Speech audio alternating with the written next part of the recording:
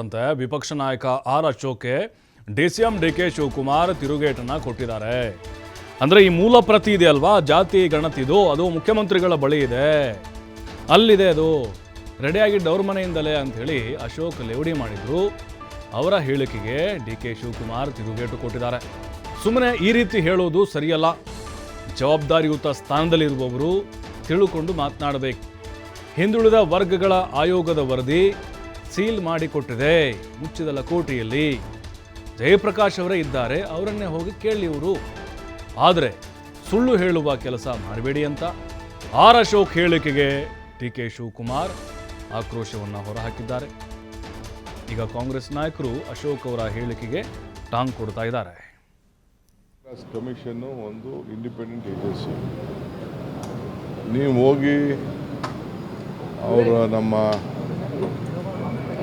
ಜಯಪ್ರಕಾಶ್ ಹೆಗಡೆ ಕೇಳಬೇಕು.